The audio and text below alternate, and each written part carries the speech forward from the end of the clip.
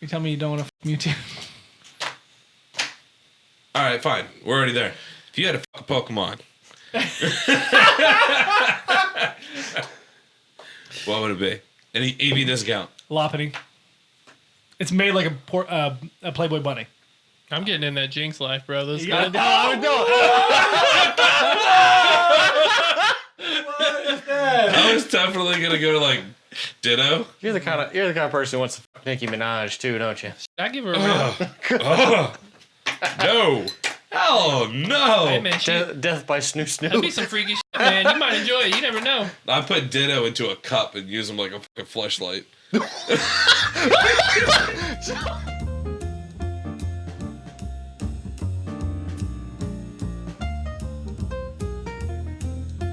Well, Clink clank.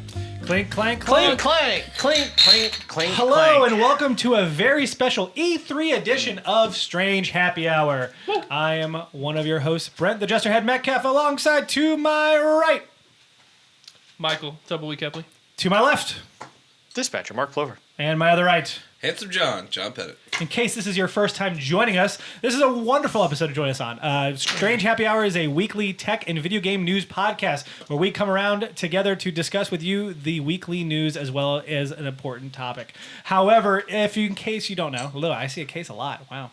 It's E3. We're very excited. We have been watching all weekend, watching all the past 2 days. There's lots of notes, hence the paper on the table. Yeah, And lots of beer to lubricate the conversation, if you will. So we're going to skip over the normal rigmarole, the setup, and just go straight to what we like to call the important shit. The important shit will, of course, detail the important news of the week. And this week it is E3, so we're going to go through every single conference. Not every single conference. I forgot a few. But we're going to go over a majority of them. And we're going to start with Saturday. Saturday was EA Play. They technically did not have a real conference, quote unquote. It was their whole 3-hour long stream along with a few announcements. But I figured we'd go over anything of interest that we thought, the highlights that I have were definitely the gameplay for Star Wars, Apex Legends Season 2, Battlefield 5 information, and then, of course, the EA originals they announced. I don't know why they bought it with Battlefield 5. I love how you went Battlefield 5 information because that's Yeah. exactly what it was. That was it. Right, so the problem for me was as soon as we got to Battlefield 5, FIFA and Madden came after that, and I was kind of like, I don't care, we're done. yeah, whatever. New character was announced for Apex Legends 2, Season 2. Watson. Watson. Yeah, I think Apex Legends definitely took a lot of the cake here. New weapons, new class. I don't know about that. Star Wars was pretty big. So Star Wars to me was the biggest thing here. My brain's I know. not working. It happens. There's a lot going on. Oh, don't get me wrong. Like Star Wars to me was the biggest thing here, but like even what we saw with Star Wars, I'm not sold on this game yet. I think that this game has some. The gameplay to me looks like it'll be pretty lackluster and get old pretty quick. Okay. And I think they're gonna really have to be very story driven here. And just based off what I saw with this 15-minute trailer, to me, this was the worst thing they could do for this game to sell it to me because you showed me. I understand it's unpolished and all that, but it's like you showed me that I'm gonna be super broken, which is kind of the feel you want as a Jedi. But if you're too broken, then the game's just not fun. So there's an interesting thing that I was just listening to actually before I came over here. We have a note with all of our our E3 notes right here, and I gathered a lot of information from Kotaku. Kotaku has a wonderful podcast called Split Screen. You should listen to. It's once a week. Jason Schreier does a wonderful listen to us. job, of course, after us. Jeez Louise, you don't have to tell them they're intelligent people. But like reiterating. they were discussing on their Split Screen podcast this week. Apparently, he has interviewed a couple of people from the Respawn who's developing this game, and what they showed is not indicative of the final game, which is, of course, never what you want to hear. Yeah. But apparently, it's much more open. It's more of an open world feel. There's more exploration. There's less combat. They definitely mentioned that heavily. Yeah. Yeah. The reason why they went through with this demo specifically is because they needed something that was a little bit more linear to showcase because they had, a 15-minute stream of it? Yeah. Yeah. And I think that's kind of what plagued them here, their format. It's I think everything was just very rushed feeling. And so for this, it's just like you kind of put a sour taste in my mouth with Star Wars, but I'm still hopeful because I want a good Star Wars game. And like I know that it wasn't made by the same people, but I really enjoyed The Force Unleashed. Well, I mean, if you played Titanfall 2, that campaign is incredible. Yeah. And it's the same people making that campaign. I have a lot of faith in Respawn. Yeah, I be mean, they've honest. had good Tomb Raider games I think they've done. No. That was Crystal Dynamics. Yeah. Oh, that was good. Okay. Yeah. Well, Oh, we'll talk about them later. They do Yeah. a good job. and then I just want to go back so we don't skip over it. I think that Apex Season 2 looked really solid. I don't like that they opened the conference with rehashing stuff that's already there that we already knew about. It's been in the Yeah. game for a little while. But what they showed in Season 2, Watson is a character that, like, Changing it up to more of a defensive based thing. Yeah, I really hope that someone from, like, Blizzard with Overwatch is watching this and they're like, I want a character like that, because that character super appeals to people like me, and it's gonna definitely have me put some time back in Apex. What's the perk about Watson? I missed this. So essentially, what they do is Watson Watson's story is that she was born in the whole battlefield, so she like knows all the heroes that are in there and all the stuff. But she's very defensive. She can place little fences down to build defensive barriers. That's cool. It's like she plants pylons that have like electrical fences between them. Yes. Oh yeah, I'm all And you about can this. place, I think, Like up to Tesla 12. cables almost. Yeah. Oh So- wow. And they can be separated from each other too. So like you could plant like on an entrance here and an entrance here and an entrance here. Yeah, and the is idea really cool. the idea for this is right now with Apex, it's very much if I hear gunshots, like go to the action, and the idea is so you can kind of break that play style up of I'm more of a defensive oriented person, so I'm gonna seal up this place, especially as the zones get smaller. So when you try to run through this fence at me, it's gonna slow you down, it's gonna damage you. But then also there's a lot of barrage ultimates that come in, and her ult is a counter to that. You throw it down, and it's like a you've played Call of Duty more. That it's basically an OP trophy system. Okay.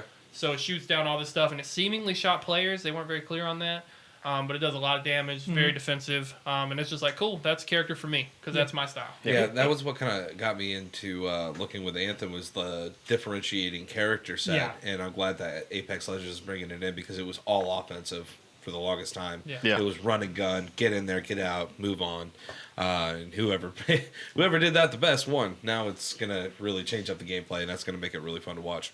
Oh, Yep, I will- absolutely. I will be interested to see if the Fortnite comparisons continue.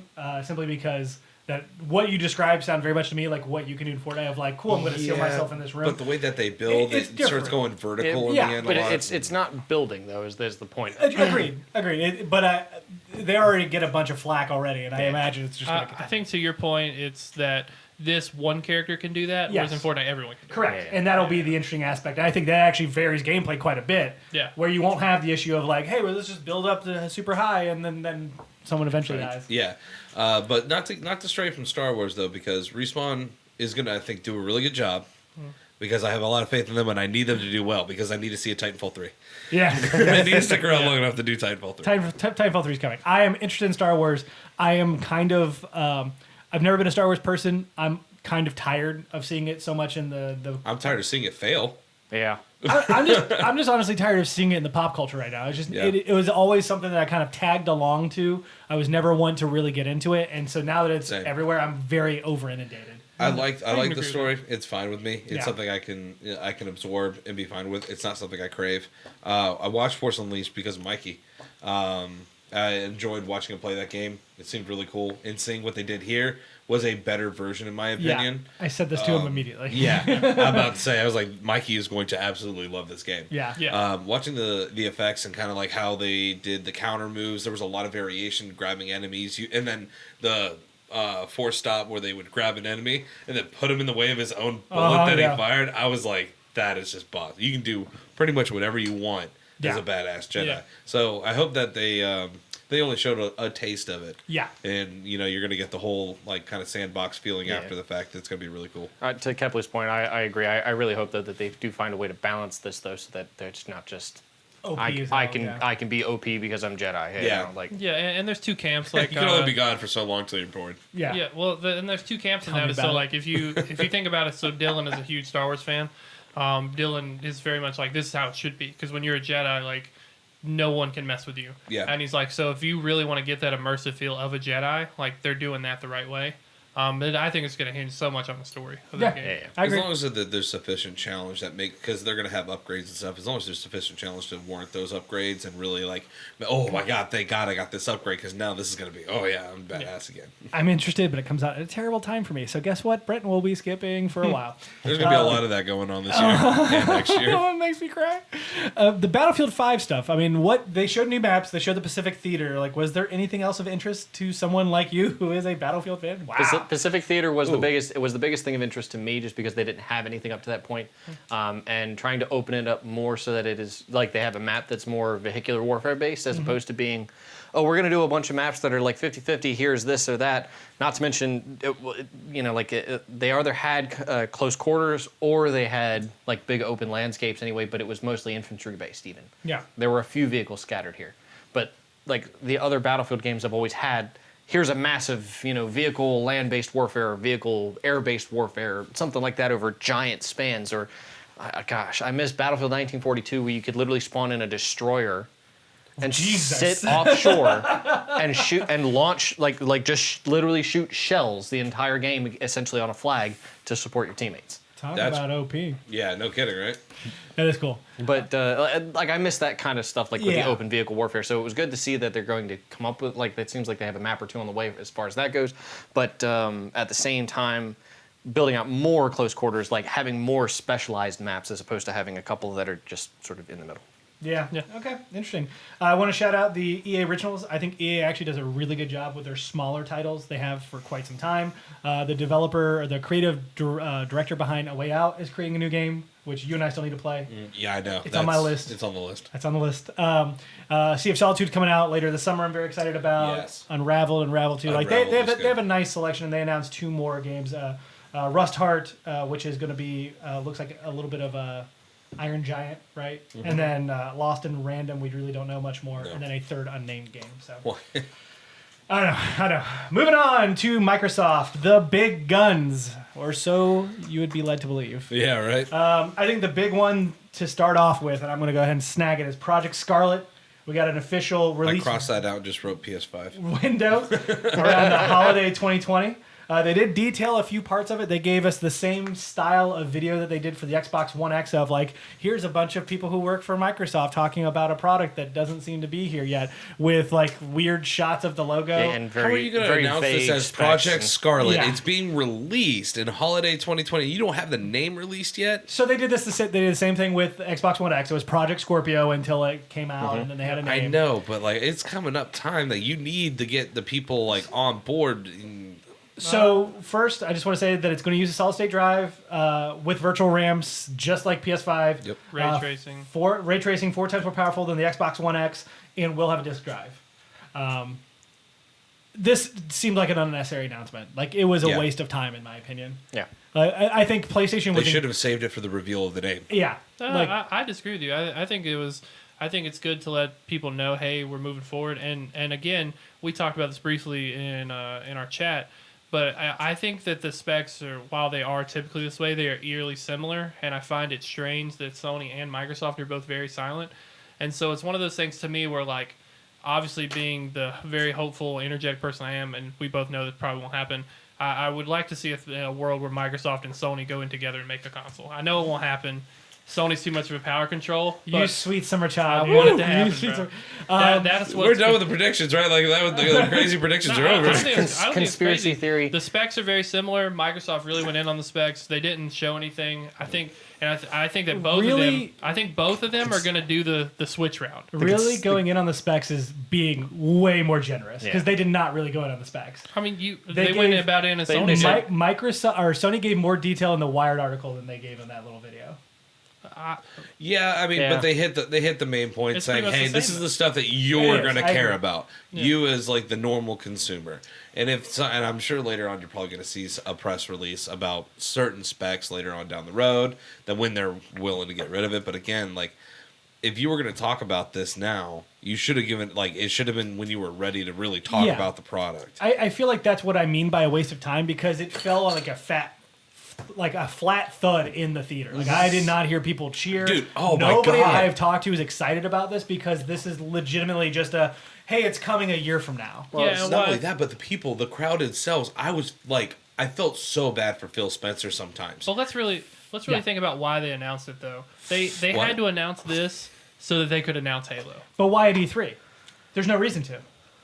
I mean, because I think they want to beat Sony to the Well, punch. no, But it's- They weren't even home! Sony beat 'em. Well, no, I think that's the reason they had to.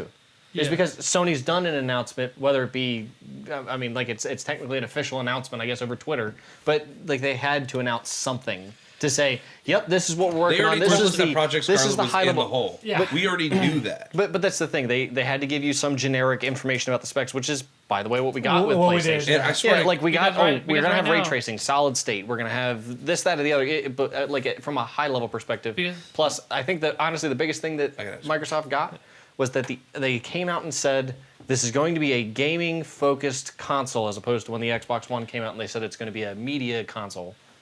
maybe you could refresh my memory because he was stating that when I brought up the diskless drive, I could swear that there was talk about multiple consoles coming out, one being a diskless drive.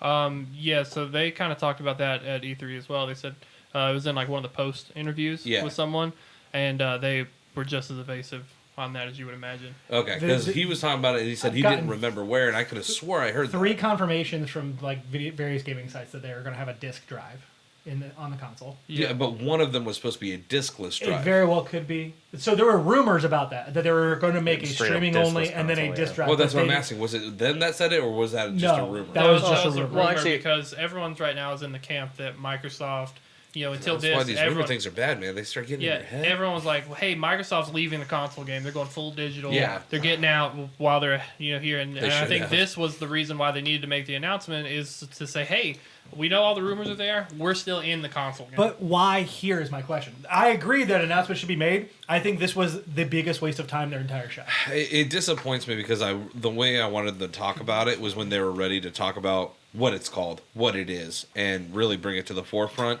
Though I know they had to answer the call because Sony put out their Wired article was like, right before E3, and they were like, "Well, we have to respond because people are gonna we have to talk about our product that people I think want." I think it's solely Halo, man. I think they let Halo their need to announce Halo, and to your question that keeps getting missed is why now is I mean, what else does Microsoft do? Because they could have gone hard on Project xCloud at this conference. Like, that's what they should have done. Because Project xCloud is coming soon. yeah, Yeah. Like that. Like Much sooner. I would have loved for them to take in the time that we got for that stupid PR trailer. Like, release that on the internet later in the week, whatever the case may be. Maybe the week before E3. Like, Yeah. that can be solely its own announcement, just like PlayStation did with the Wired article. And then give me an extra 5 minutes explaining how xCloud works and if I can use it without an Xbox. That's what I want to know. Yeah. And that's, I guess, where my frustration came from is because they talked about xCloud and then glossed over it to reach this announcement. I want Yeah. to be known. I stand with you in that. It's just for reason to debate. Like I understand why they announced it. I think.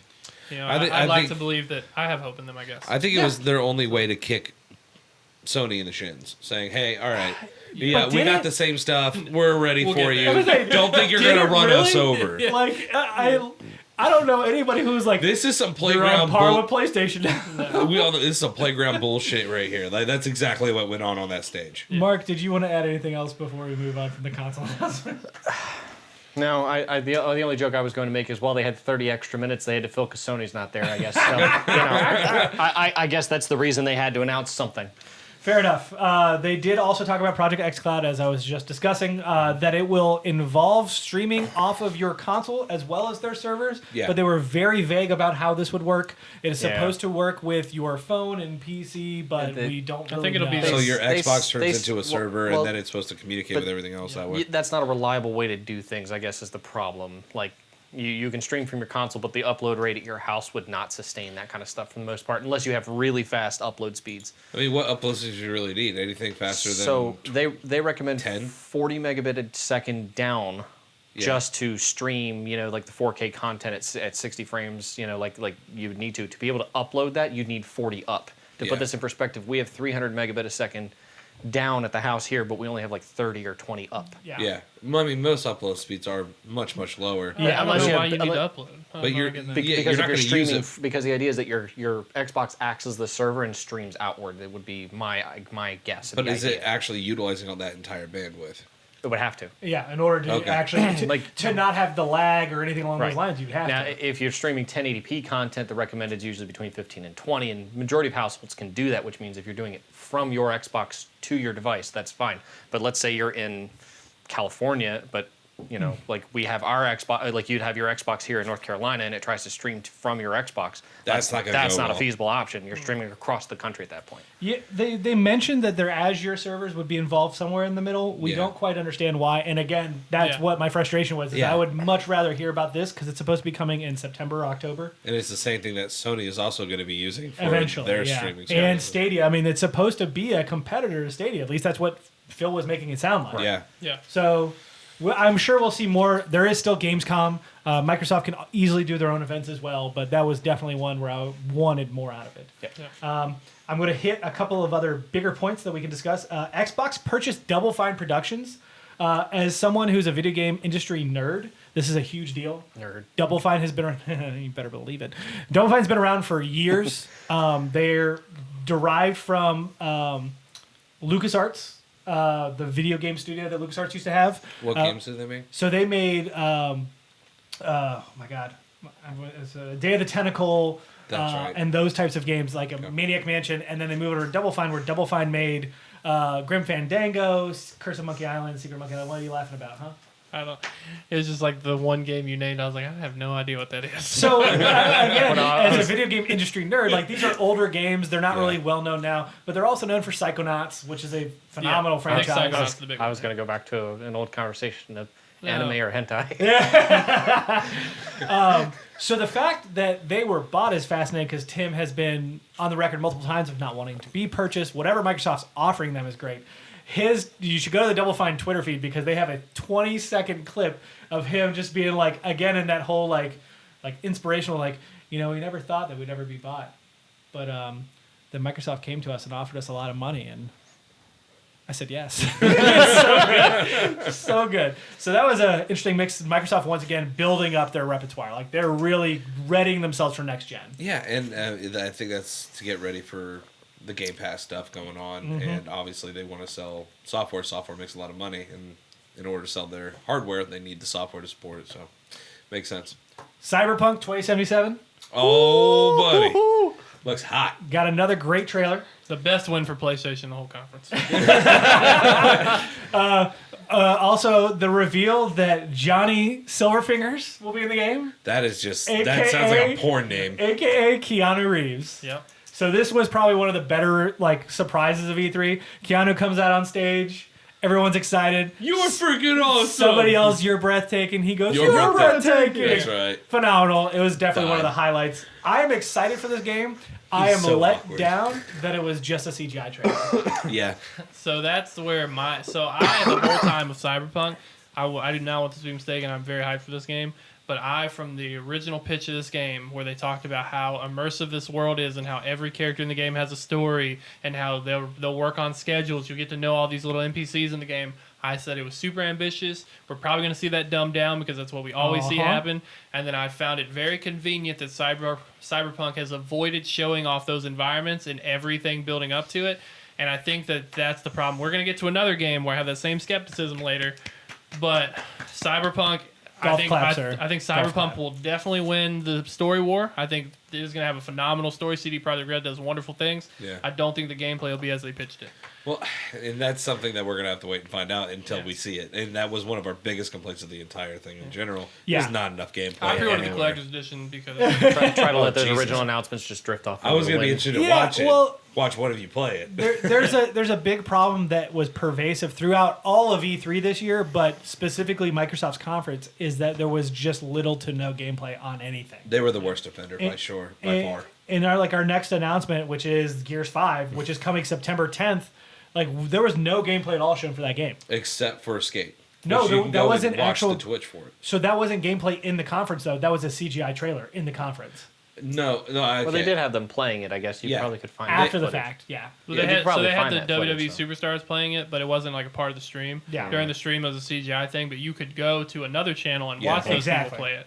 Which is true for a majority of these play. Like Nintendo was doing that as well, but Nintendo actually had gameplay in their trailers, and then would be like, if you want to see more, go here. And but at the same time, that's not main story stuff. That is very different to me. Yeah, but I mean, but this is this is Gears September and you're Microsoft. 10th. I know, and it's being. They should have This is- shown gameplay. this is your only- I'm not disagreeing at all. The fact that they didn't is worrying me. This is your only title that you have coming out in 2019, according to this conference. Yeah. Everything else is 2020. Yep. So, like, Thank you, bud. you I think should've we even showed saw an that. October 2020 announcement somewhere in there. Yeah. We saw winter 2024. The next story, which is Halo Infinite. Yeah. I actually, it's like I want more, but you know what? Cool. Let this build up for me. Let me simmer with this, and just I want to see more. I'm a huge Halo fan, and I want you to know how excited I was for Halo Infinite. I didn't even write it on the notes. It's not even on here. yeah. I'm hoping big things. for Honestly, I Halo. didn't even look for it because it was in my I was brain. gonna say you said the next topic, and I'm like, what do you mean? I'm not going in order. I'm just going around. Yeah. Oh, Well, at the same time, like Halo, they showed that trailer, which got goosebumps on me. Now, where do you think this is taking place? Because I don't think this is after 5. I think they're going to ignore 5, and I think they're going to go straight in after We can't. 4. I think if you're looking for a story-driven Halo experience, you're going to be greatly disappointed.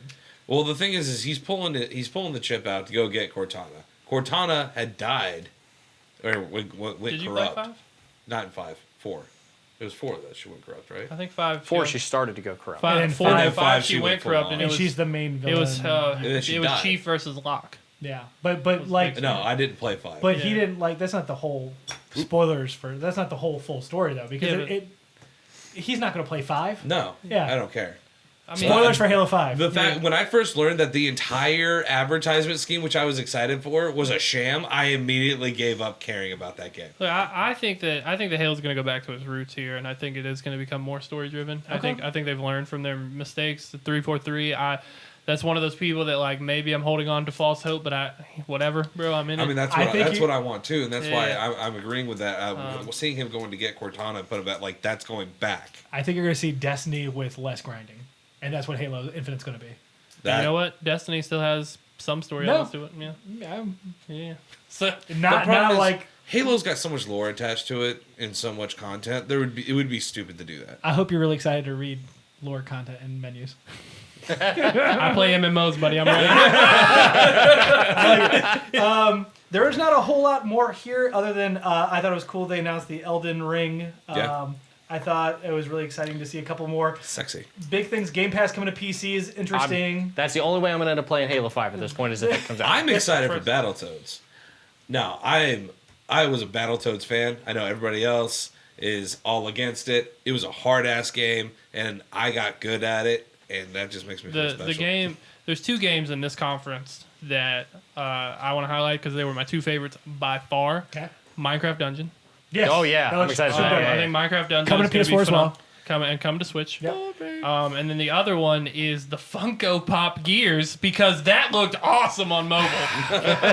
You're such a nerd. Dude, whatever. I was a big I was a big Clash Royale player with Dylan, and looking at that, it's like a Gears themed Clash Royale is how I'm interpreting it, and I'm super in on that because like.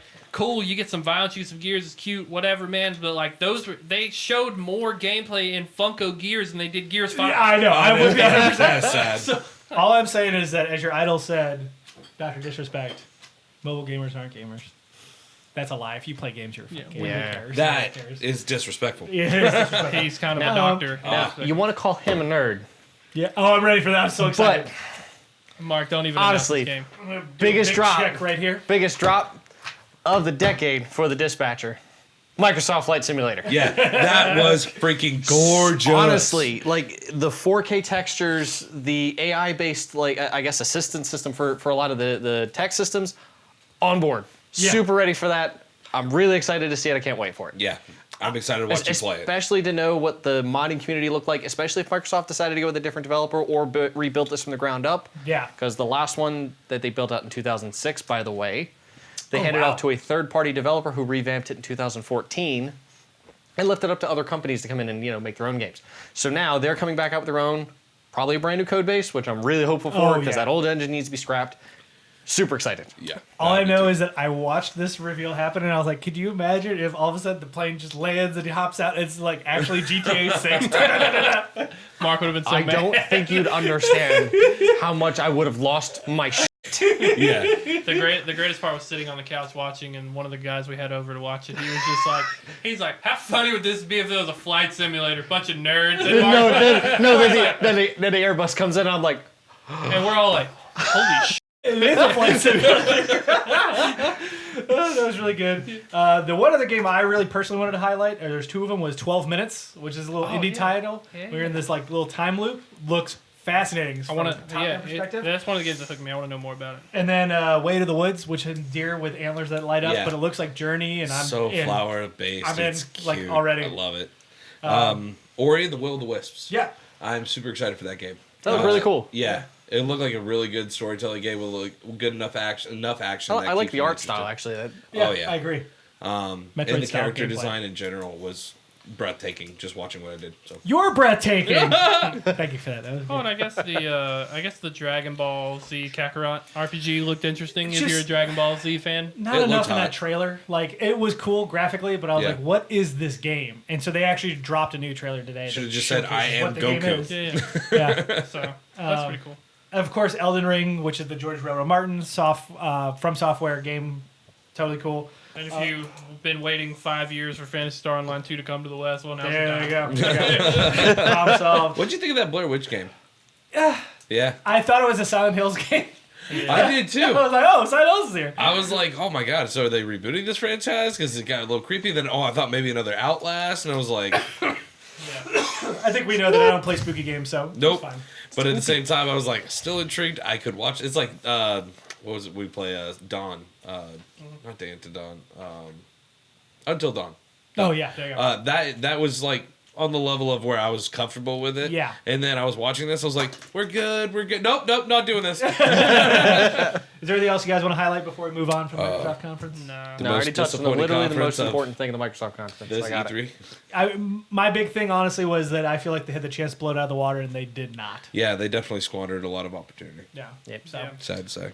unfortunately. I think I'll rate all mine at the end. I didn't like Microsoft though. Okay. Moving on to Bethesda. Shortly after Microsoft, they came out at their own stage, of course, and decided to talk about quite a few things.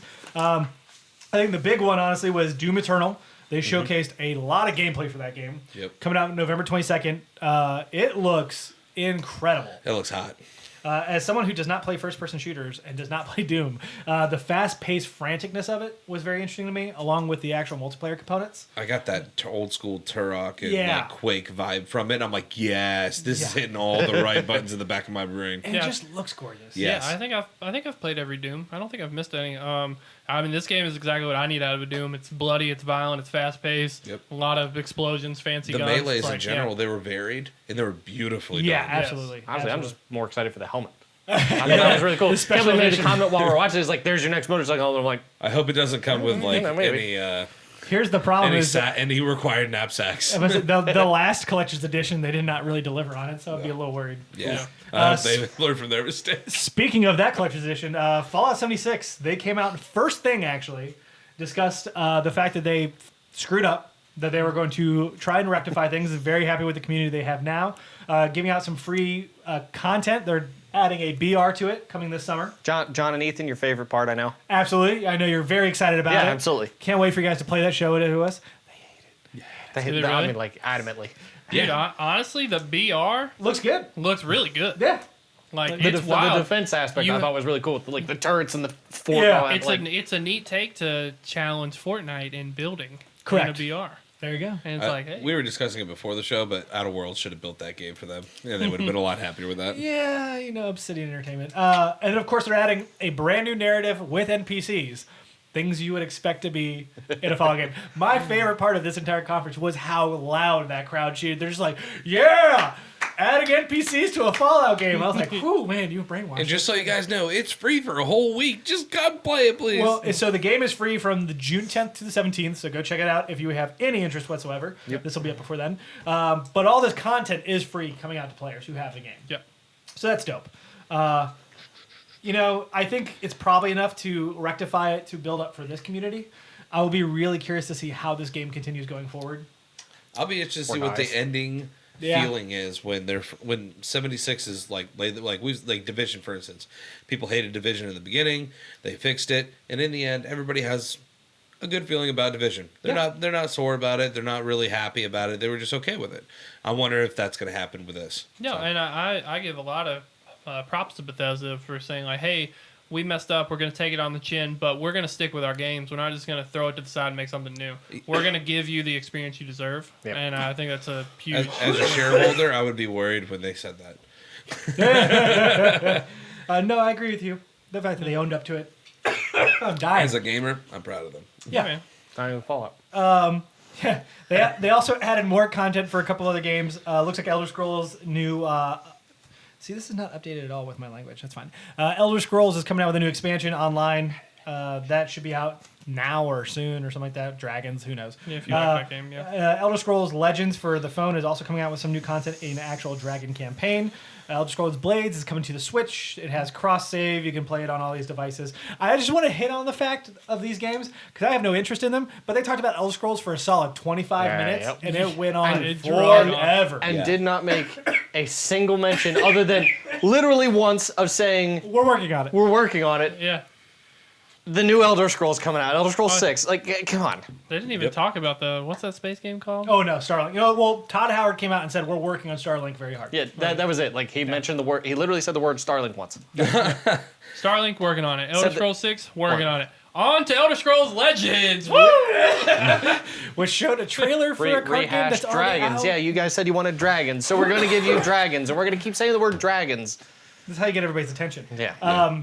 Tell you what got my attention was Youngblood. I cannot wait for that game. Oh yeah. Good co-op shooter. Wolfenstein. Oh yeah. I don't know why I'm dying all of a sudden. I don't either. Wolfenstein Youngblood and the VR game coming to PSVR. Should wet the whistle. Uh-huh.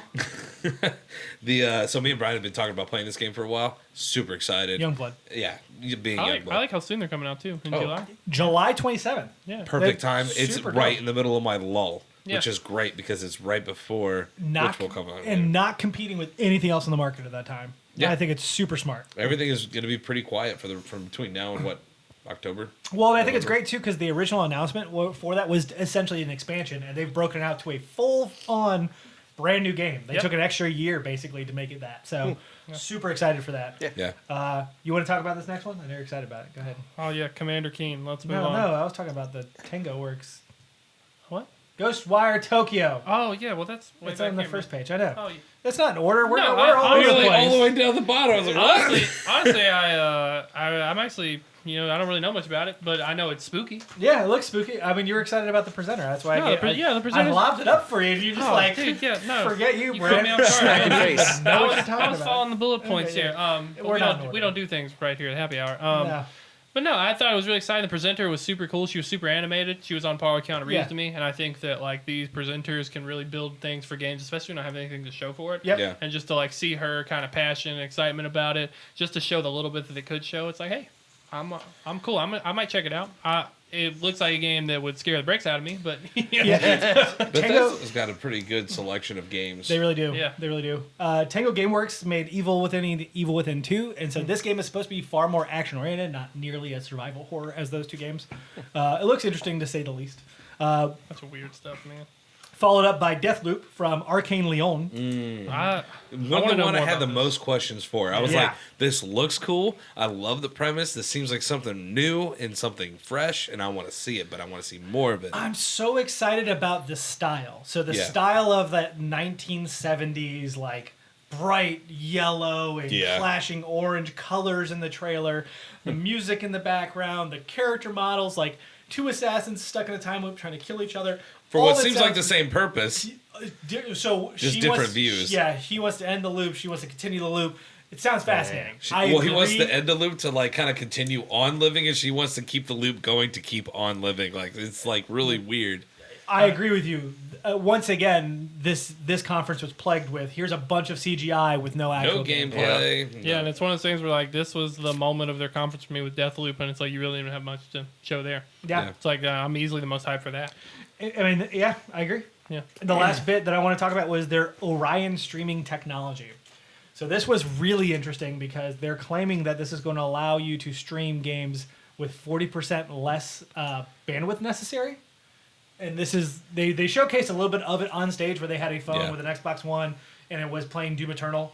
a weird demo because like they had a camera and they're like, see, it's playing really well. I'm like, yeah, we're in this. Okay, what like I was telling you before, like you're in LA in California, great infrastructure for all these companies. Like you can't tell me like this is indicative of how they Yeah. play. It's not like So- they're going to go out to Kentucky to try to test it. But I am interested because from what it sounded like, they were stating that this is not just going to be in their games; they're offering it like Yeah. as a software service. suite Interesting. to individuals who want to utilize Well, it. when you have everyone's got a streaming service, and it's like, we can help you out. Yeah, it's coming to iOS first. Yeah, So me and Dylan have signed up for it. awesome, cool. Dylan has an iPhone, so he'll probably get it before me. But I've got my Galaxy phone in there too. But you get a free game of Doom, a free copy, not the new Doom, but a copy Old of Doom to yeah. get it. Oh, cool. If you try it out, so I'll let you guys know when Okay. it comes. Yeah, That sounds really absolutely. Yeah. Let's get that tested out. I just want to correct you, Mr. Tumbleweed. It's not that we don't do anything right. This is just jazz. You move with how you feel. Speaking of which, Rage 2, I'm glad that they're actually continuing to support that really well because Yeah. it seems to be really well received. Another good on Bethesda supporting their games. I'm glad you want to talk about it because I was going to skip over that fact. But yeah, I know you will. I was too. This is just like a knockoff Borderlands to me. So Yeah, but at the same time, Did you it's play still it? fun. Have you played it? I'm gonna take the stance of I watched a Twitch streamer play it. So I want you to know that we have a good friend of ours, one Con Solins, who bought the collector's edition, forgot he bought the collector's edition. It sat on his table for 2.5 weeks, and he finally put it in this weekend. It was Wow. like, it's fine. Yeah. So that's what I know about Rage 2. Meanwhile, every time Brent has gone over to his house, it's just straight up anxiety of like, that hasn't moved. It's still. Oh, I know. Every time I go, I'm like, you gonna play Rage 2? And he's like, yeah, I'll try it out this weekend. What is he playing it on? PS4. Good. So we can borrow it. Yeah. That'd be great. Yeah. I'm going to steal the show for a quick second because Limited Run Games did their own conference. It was a quick stream. It was about 30 minutes. If you do not know who Limited Run Games is, it is a company that basically finds these smaller titles that are not being published in a physical manner and publishes them in a physical manner for a small supply. For a limited, yeah, okay, For a limited amount of time. So they became really famous during the Vita era because Vita was releasing a ton of games that were digital, no physical copies. As last month, I actually bought John the special edition for Spelunky because it Dude, came out awesome. physically on Vita, so he has a special edition at home. And they announced a slew of games, including the rest of their Vita slot. That included Guacamelee, which you better believe I will be buying. Papers, Please. Metal Slug 3 and Tales from Space, Mutant Blobs Attack. These are just a few of them. They had quite a few more. Now it says Transistor on Switch, So yes, they're doing a collector's edition of Transistor on Switch. not Vita. No, Transistor's not on Vita. It's only on PS4 and Switch. I know. I know. I know. Why would they move it to that dying platform? I hate you so much. It's coming back with PS5. Murder you. So the other highlights were Transistor on Switch, which is coming with its own collector's edition. What? Turok 1 and 2 will be on Switch, which I thought was actually incredibly cool. Okay.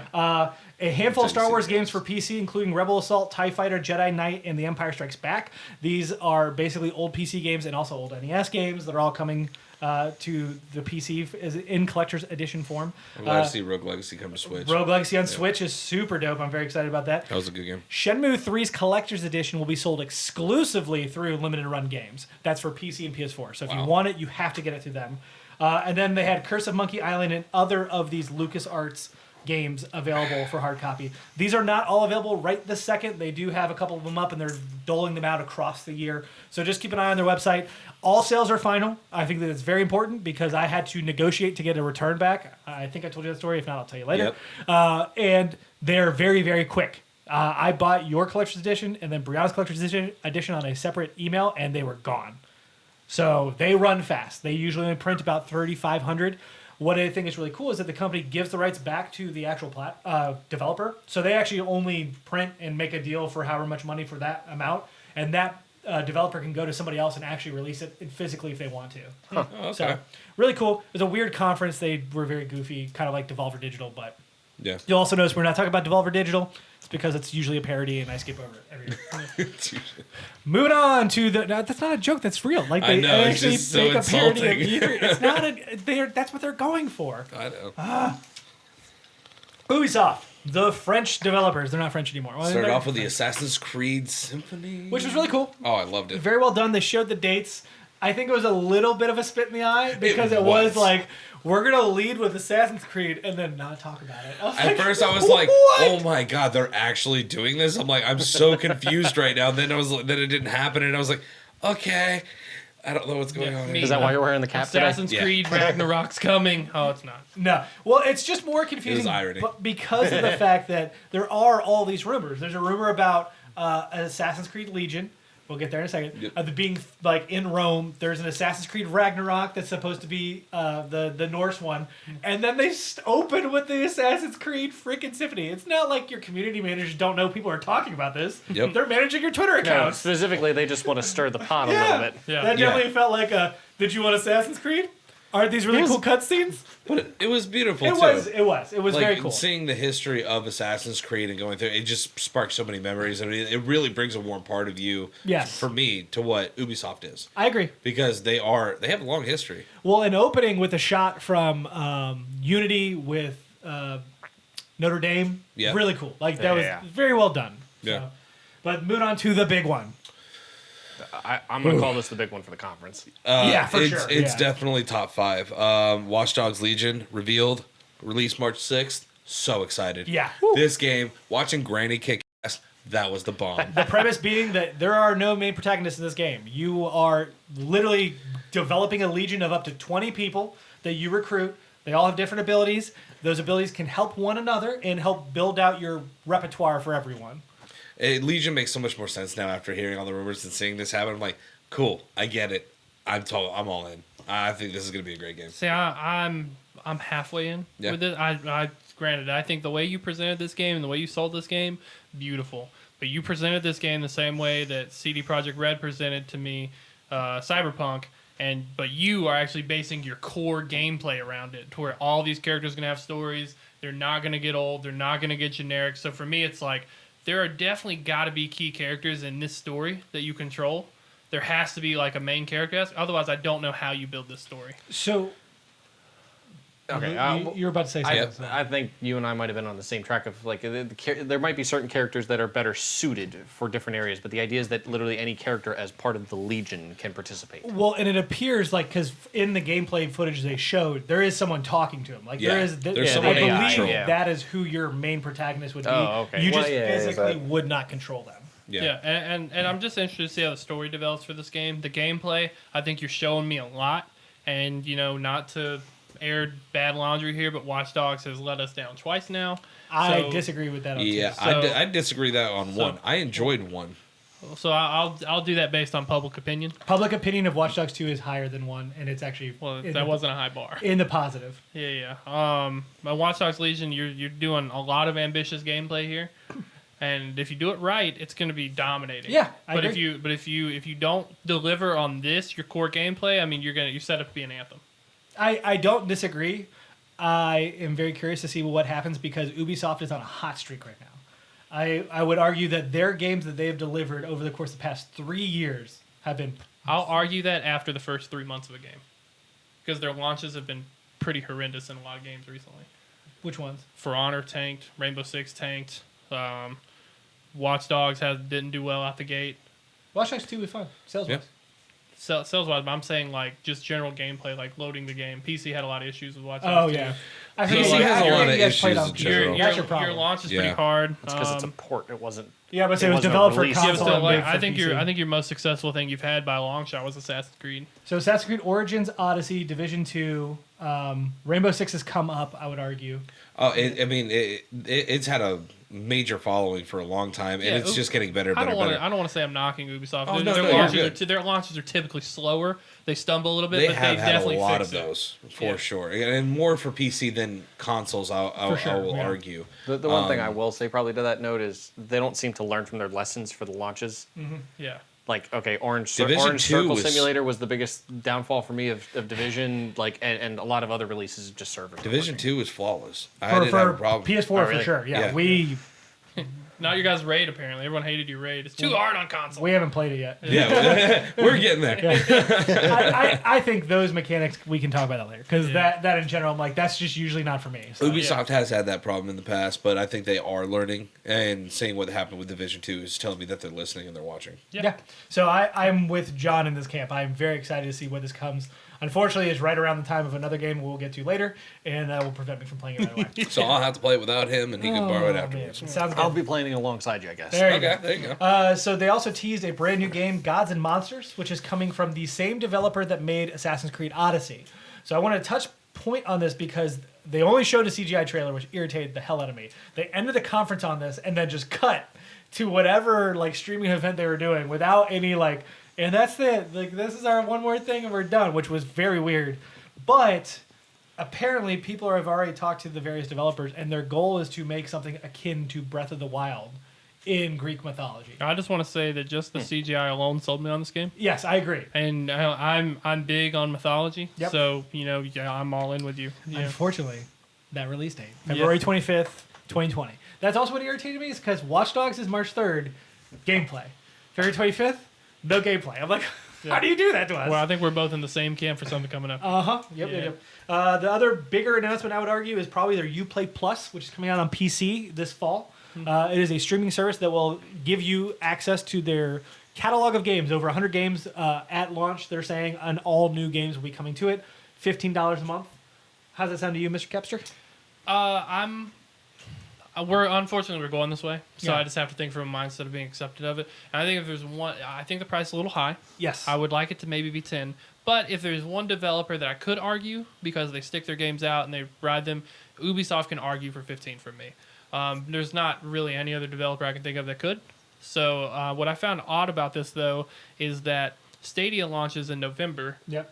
but Uplay Plus, which is going to be a part of Stadia, is not going to be in Stadia until next year, 2020, yeah. 2020. I found that odd, especially with Ubisoft being the one you've kind of promoted a lot, being partnered with. I think that also comes down to how they're rolling out Stadia because the initial launch is going to be not including all the features. At least that's what Google has announced. The problem is that we also don't know entirely everything about Stadia at the moment. Yeah. They've given us enough details, but also not enough. Yeah, so it's kind of E3 related, so I'll jump in. They did an interview with terrible names, the head of Stadia guy. He's Gilmore. Yeah. That's What? I don't know. Ubisoft. Yeah. The head of Stadia guy, they did an interview with him like in between segments. I can see And him. He's bald. And he He's wearing mentioned really nice that red shoes. Stadia is kind of going to be like a platform where Nice. other developers can host their own little stores in there, so you can like launch your games through Stadia with it. So like if, for example, it kind of left the door open to me with Microsoft and their little service of you can put your little Microsoft segment here in the same way as Ubisoft always does Uplay. You can have the Uplay section that you click into, and then you have all your stuff. It's I'd kind of imagine how I'm it's probably imagining going to it. be part of the Stadia website where they have their own dedicated section of a website. So they're going to have a Play Store essentially that also has like NC Publisher A, Publisher B. That's how I interpret That's what it. it sounds like, yeah. But it was one of then- those in between interviews. We didn't actually see anything with it. Okay. All right. Well, it is interesting. I think that if you sit on a game for 4 months, you've recouped that. Like you're spending the same amount of money. Yeah, you Yeah. have to play what 3 games that year to make up for the Yeah. cost. Like I think And, that's not Ubisoft hard. has 3 games that you could play easily. And I'm about to say, out of all the people, I would be the one to. I actually signed up for this Oh, nice. because I'm going to test it out. Because I am an Ubisoft fan, they've always got something coming out that I want to play. Doesn't matter what it is. So yeah, I'd be really interested to see how it works out. John Bernthal took the stage at some point in time with his wonderful dog, a gorgeous dog, to talk about Such a good the Rainbow Six, or not Rainbow Six, I'm sorry. Ghost Recon. Ghost Recon, thank you. Which was really cool. It was another trailer, and he talked a little bit about it. The personality was great, like you're talking about with Keanu, with what's her name from Tango Gameworks. It's the lightest I've ever heard his voice. Yeah, he was very much like. Yeah. he was I'm a flattered. normal person. I'm yeah. not He angry was- all the time. I think he was flattered for sure. And the fact that he actually, I really appreciate him kind of being like, I play like tough characters. I have for a while. And going into this character and what he did. So that's pretty cool. We do have a new Rainbow Six game coming out, Rainbow Six Quarantine, which is a 3-person tactical shooter. That is the like magic number this year. 3 people. The mode in Gears is 3. Yep. This is 3. Like So this is something I'm very hyped for. I don't remember if Mark was a part of it, but me, Dylan, and Brandon for sure tested this mode. And I think you had 4 or 5 people. The Rainbow Six Siege does little events like this all the time. but they did a quarantine-esque thing that they're pitching here. And so it's really cool to see this idea that we tested come and make its own little standpoint now. Yeah. And I really like their statement that this is going to be the PvE aspect as Siege is the PvP. Yeah. So you can really appeal to both audiences there. I And agree. I mean, the gameplay was super good, especially if you're into like kind of the Left 4 Dead style combat. Yeah. I really enjoyed it, so I'll definitely be checking that out. Awesome. That looks really cool. Other than that, there honestly wasn't a whole lot for me here. I mean, they talked about the new Division expansion, free to play from June 13th through the 16th, so you should have a day, I think, to play, 2 days. They talked about a new mobile game, which is Tom Clancy's Elite Squad, which is a bunch of Tom Clancy characters on mobile. AC Odyssey is getting that story creator and Discovery Tour modes. The Discovery Tour, if you don't know, is like essentially the Assassin's Creed without any combat. It Yeah. allows you to go and discover the history of it. They did it in Origins, and they actually started promoting it in schools to kind of teach Egypt. This is for Greece. I really like that aspect. I of do it. That's too. cool. Especially with how gorgeous those games are. Oh no. 6 Siege next season. For Honor has a limited time event, and then the Always Sunny actor talked about a comedy show. But unfortunately for me, Just Dance 2020, of course. Unfortunately for me, like there wasn't a whole lot here Yeah. in Ubisoft, and I normally find them to be a strong presence, and I expected them to be a lot more heavy hitting this time, and when I didn't see as much gameplay, if any at all, really outside of that mobile game, I was kind of disconcerted. Watch Dogs Legion and that mobile game were the only two I that think, actually showed gameplay. I think they were trying to use Watch Dogs as just straight up like this is like the big thing you want to remember us for. Yeah. And the rest of it's They hit you up front, they hit you hard, and they hit you long, and then everything else was just pop, pop, pop, pop, pop, and then we're done. It's indicative of this entire E3, and we will do a summation when we're done, but it does leave this feeling of like everyone's just pulling their punches, waiting. Yeah. That's exactly what it feels Unfortunately, the way the console generation's falling this time around, I feel like that's where a lot of these Yeah. reservations Yeah. go. I guess. Last thing I guess to touch on anyway that Kepley, Dylan, and I had played Roller Champions. I guess, Oh, since yes, the of alpha course, just of came course. out. Because that was the last like small piece I guess that came out of it. Interesting game. I definitely found it to be an interesting. That Dylan kept saying over and over again. Oh, it's going to be Ubisoft's next competitive, that kind of thing. I could see it. Yeah. They're going to have to do a lot of work on it. I mean, it's an Yeah, alpha. It makes sense, but they're going to have to do a lot This is of a work. game that I played, and it's an alpha, so it's hard to be too tough on them. But Yeah. like, servers were really choppy. We had to restart the game multiple times to play together. And just the gameplay Actually, itself. I don't think the three of us together actually made it through a full game before the server either dropped or we couldn't get the other person Yeah, in. and it's just one of those things Speaking of of like launches. this. Yeah, it's just one of those things where it's like this game. It has potential to just be kind of something cool to sit down. I see this as very much like a party game where you have friends over and you do 2 3v3. No, some stuff like that. This will probably be what takes over for Rocket me in League. place of Rocket League. Yeah. See, that's what I was wondering. Do you think this could take place of your Rocket League More if than they likely. refine it? It's an easy round based like sub. It's a 10-minute game at max, and it's point based. So yeah, probably. If it takes off as well as it's supposed to. I want to be known. I enjoy the concept of Rocket League. I hate playing Rocket League because I'm too bad at it. This is why you and I differ on this game this too. Then. this game is like I would play Rocket League over this game any day. Okay. Wow. So Man. And he hates Rocket League. You heard it here, folks. yeah, Is there anything else you want to touch on? I know I zoomed through a lot of that content pretty no, quickly. shit. It was worth zooming through. Okay, Yeah. there you go. Unfortunately, that was a lot of what this we gotta get was to about. we gotta get Big guns. we gotta get to the This is- slide here. Okay. This is where I. So This is where I take a nap. we're gonna start off Square Enix's conference with just the way they did. 15 minutes of Final Fantasy VII Remake. And this is how you do an E3 conference, because they came out, they showed a trailer, then gameplay, then explained the gameplay, then a boss fight, and then another trailer to cap on to us. Like, here's some characters you haven't In case seen you yet. missed the last 15 minutes. It was In incredible. case you forgot what the old game was. Arguably too long, but for I me do it's get what that. I wanted. Yeah, like the boss fight was definitely like, okay, you can speed this up a little Yeah. bit. Don't But get enough gameplay. I Start got him. too much Start that gameplay. boss with 10%. yeah, halfway, yeah. Yeah. March 3rd, 2020 is the release date. A lot earlier than I thought it was going to be. I agree 100%. That is the day after my birthday, so I'm very happy about it. They did detail that this game is still going to be split between 2 Blu-ray discs, Yep. but they did not specify if that was the entirety of the content. Or this one. That is my problem with this Yeah. title right here. Is you gave me everything except the detail I needed. I agree 100%. They also came out and said that the first segment will take place in Midgard. Yep. For anybody who's ever played Final Fantasy VII, or sorry, anybody who's never played Final Fantasy VII, Midgard is maybe and I'm being generous with this maybe, 25% of the content of the game. Isn't Yeah. it disc 1? Like, because there were 4 discs back in the day. I think it There was all are of disc 3 1. discs on Final Fantasy VII.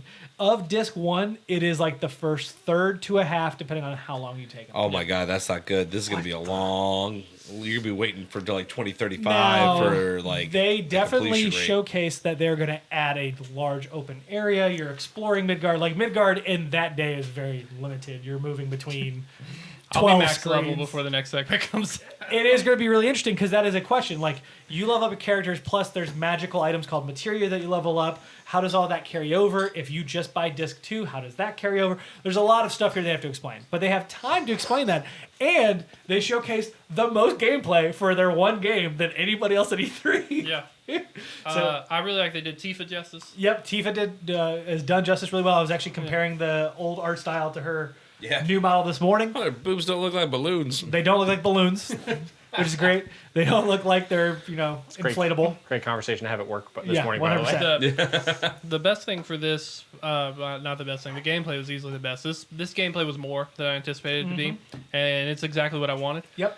So I'm down with that. But then when they showed those collector's editions, it's like, it's the bot, bro. Oh yeah. I looked at that and I was on there. I was like, Bert's gonna eat this. You better believe I'm getting caught on a motorcycle. Yeah, me too, man. It was, I looked at the price tag and I said, you know what? If I don't get this, I'll regret it. What is the price tag? You really want to know? Yeah. Are you not getting it? No, I didn't look at the price tag. I just said yes. $330. Oh. Yeah.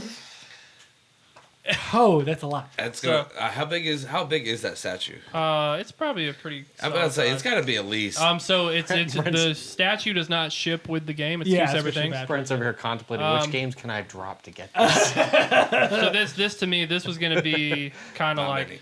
my, almost like my gift to myself for my Yeah. new job. So that's why I just did it because I said if I don't get this, I'll regret it because it's gonna be great on my shelf. This is such a big part of my childhood. I was like, I just got to get it, man, and I just need to finish this game. Like, I need this game to come out in its entirety. This is everything Yes. I wanted out of a remake.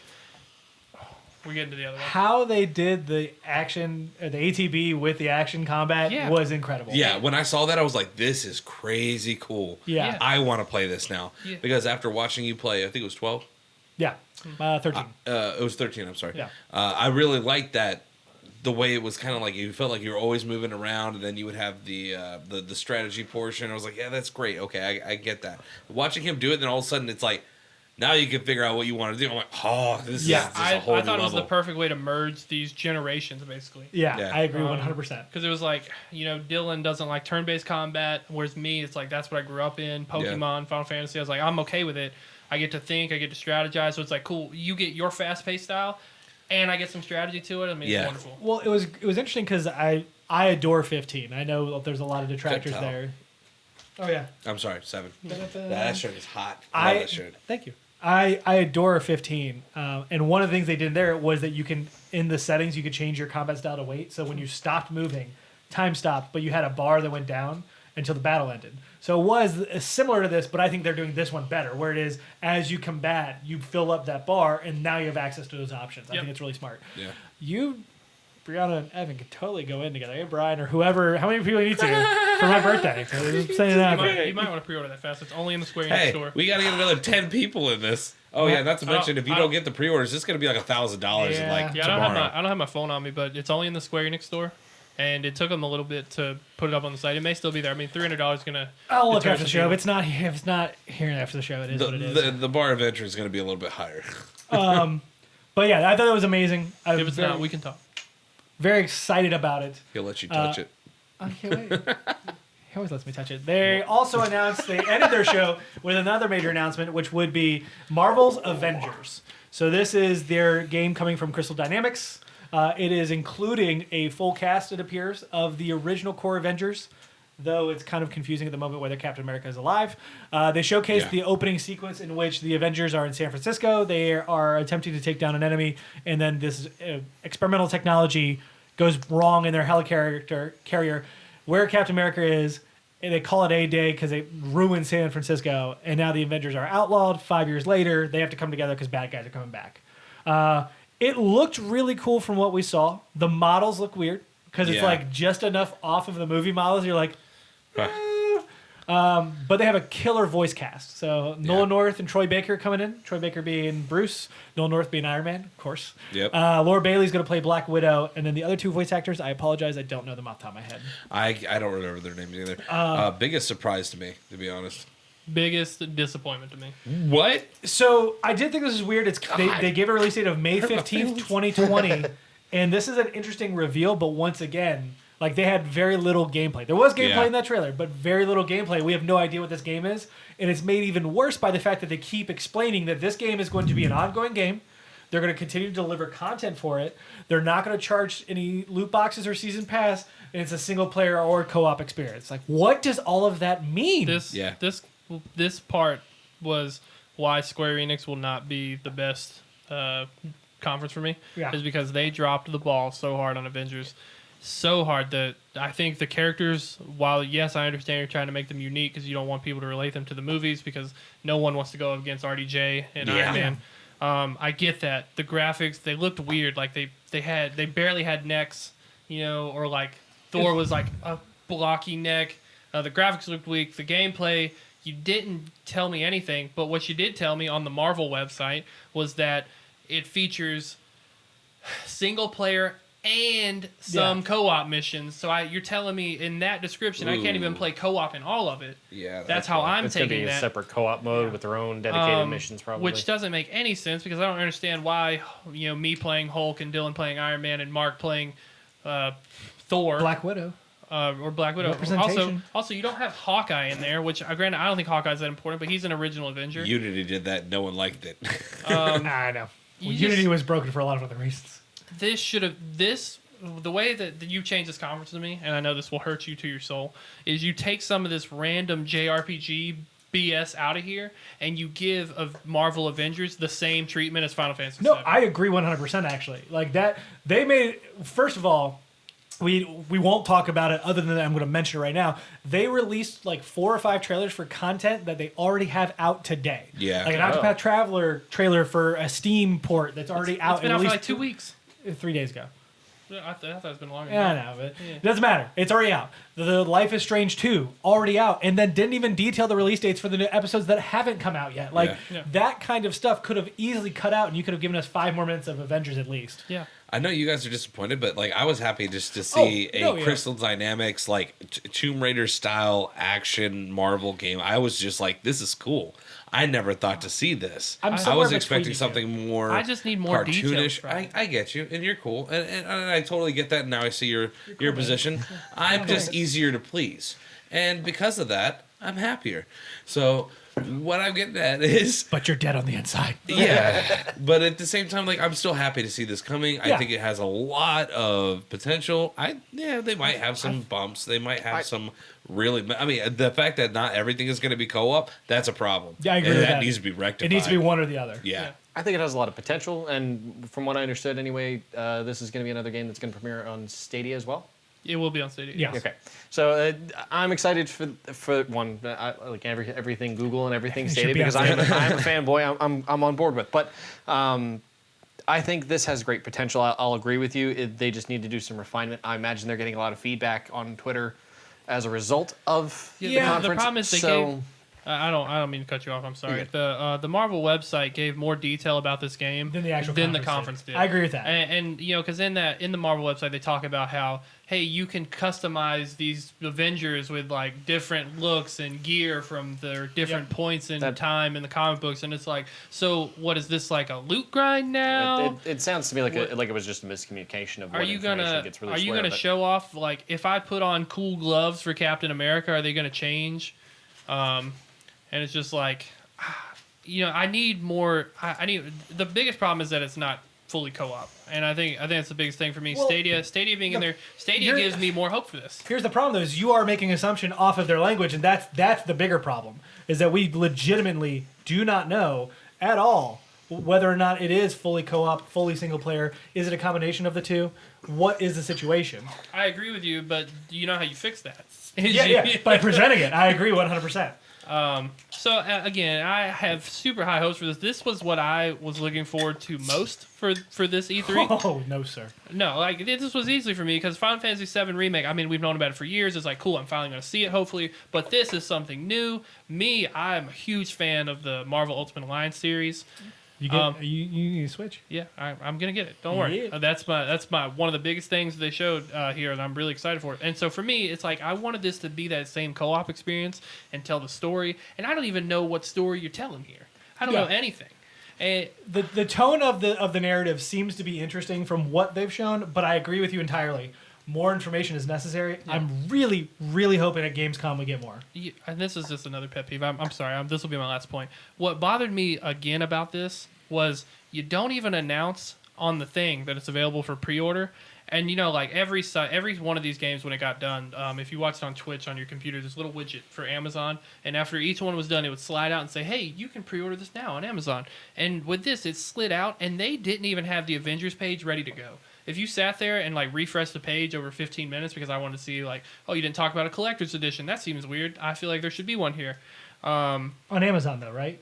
Yeah, well, just in general, there wasn't one from what I can find. But in refreshing the page, you saw it. It was it popped up and it was building the pictures. They didn't have a picture ready for it. So my question though is what is the link supposed to go to an Amazon page? Yeah, it goes to Amazon. Well, then I don't necessarily think that's on Square Enix. But I mean, every other game for Square Enix, Final Fantasy VII, immediate up there. 14, it's granted 14 expansion's been there for a while, but I think it's the there. big thing is you're talking about games that have been on Amazon for a while now. Because Final Fantasy VII Remake, when they announced it at PSX in 2016, They has already been have on Amazon placeholder. since then. Yeah. Oh, I didn't know that. Yeah, so I think that's the bigger factor. Well, but they still should have had it prepped. I tested, agree and ready to 100%, go. but I don't think that's Square Enix. They were I think making up that's the Amazon. cover art for it. I don't know. It's Because they don't have control of when Amazon puts that page up. But Amazon, Well, no, no, but Amazon they're- also doesn't know what they don't tell them. Cap, if I understand it, you're saying the page was up, it was just wrong. the page was up, but there were no details. There were the pictures just said Right. E3. There was nothing for the Avengers that's a Square art. Enix thing of their content. They have to put that They content. didn't even have what display. consoles it was available on. They it didn't have any of that. Again, It's not I'm- available on any of them. I'm thinking this must have been miscommunicated. Yeah. Okay, fine. Their publicity team may not have gone out and said, okay, marketing team, we need you to go ahead and do this, that, or the other. After they hear this is podcast, advertised, they're gonna or go, "You sales team," or fired." whatever. Yeah, you are fired. I'll probably You're play this welcome. game either way because whatever, it's on Stadia. I'm hyped. Stadia's got me the most hyped for this game. That's what I like to hear I'm about. with Mark. That's what I like to hear about. I want to see more for sure. Yeah. Yeah. But yeah, that's enough. I'll end my rant. I'm gonna move through some quick stuff, and then we're gonna It'll be all right, man. I we're gonna promise. touch on your last point because I know you want to talk about it. Final Fantasy VIII finally getting release on all platforms. That's fantastic. Thank you, God. I've been meaning to replay this game. I actually just bought it on Vita because it was on sale for $5, and then they announced this. I was like, "Can I earn a platinum in this?" You better believe I'll get it on PS4. I hope the guy they make you go as slow as possible. Listen, it can't be any worse than Final Fantasy IX's platinum. That was ridiculous. Final Fantasy Yeah. IX is a ridiculous game. But Yeah. up top, platinum earned. They also talked hope about Final Fantasy Crystal Chronicles Remastered, which I was actually really excited about. This is now also coming to mobile, which is intriguing. Two Japanese exclusive Saga games are finally coming to the West. Romancing Saga 3, which will be on Vita, and then Scarlet Saga, which released on Vita, but won't be on Vita in the West. I hate you so much, Square Enix. You could die to fire. Dying platform. People Can Fly talked about their first-person co-op shooter once again, The Outsiders.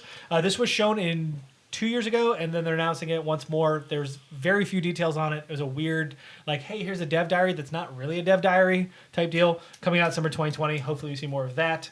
War of Visions is a new mobile game for Final Fantasy Brave Exvius. I know I said I wouldn't go over all the details, but all this stuff fascinates me, and I love it so much. Tokyo RPG Factory is releasing Oninaki, which is coming out August 22nd. Of all the RPGs they've released so far, this one's the most intriguing for me. Last Remnant Remastered came out on Switch last night. Last Remnant is a PS3 exclusive game. I think it may have come to Xbox 360 eventually. That was poorly received by a large majority of people, and so I was blown get it away remastered. remastering it, and now it's on Switch. And then the collective decided they were going to release a Circuit Superstars, which is a little rally car racer in 2020. Looks pretty cool. So Yeah, is looks the good. RPG community a lot more divided than I'm led to believe, or is it just that everyone has so much free time to play these RPGs that they just So don't take 60, 80 hours to beat? I would argue that a lot of them are not like Kepley and myself, where we diversify our games. A lot of them play nothing but JRPGs. Yeah, but one section. So Yeah. I'm like, it has Yeah. to be because there's just so many different coming out at the same time. I'm like, you must just have like compartmentalize people into RPG elements. And I know you want to talk about this, Kepley, so let's talk about the Final Fantasy XIV newest expansion. I think it looked really good. I'm super excited for it. 2 new classes, What's the name? Dancer and God, I don't forget what the guy. Gunbreaker. Let's call it Gunblade user because I really like Yeah. Gunblade. Gunbringer. I think it looks really solid, man. You're going to expand on this game. I think Final Fantasy 14 is arguably the best MMO out right now. Visually, story wise, everything. If you have not seen the No Clip documentary on the like redemption of this game, it is fascinating. Yeah. I played that game since day one. I've taken a break right now, but I mean, game is gorgeous, and I think this is going to do great things. So the story intrigues me. It's interesting. You've been a warrior of light for so long. Now you're going to be a warrior of dark. Have you played the Blue Mage class? Very little, Oh, but makes me sad. Blue Mage is nice, man. I played it a love lot Blue in Final Mages. Fantasy 11. I love Blue Mages.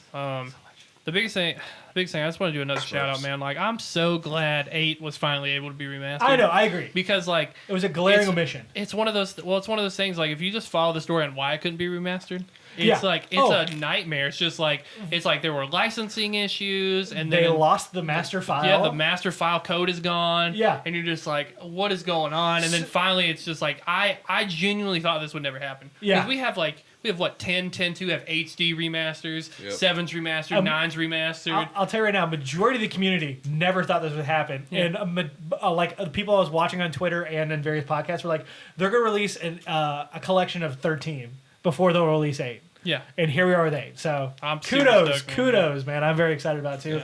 Again, I've been wanting to replay it, but that is the JRPG rock block, if you will. Yeah. I'm gonna tattoo Vita on your skin, so you're gonna have to learn to like it. You better believe it. Moving on to the final conference I've of been the saving that. show. I didn't want to interrupt you guys on your rant. Well, I just appreciate for it. that. Well, so to come back at that, I'll understand. Literally, my first ever YouTube video was a Vita review With Dylan. with Dylan. Yeah. It's really bad.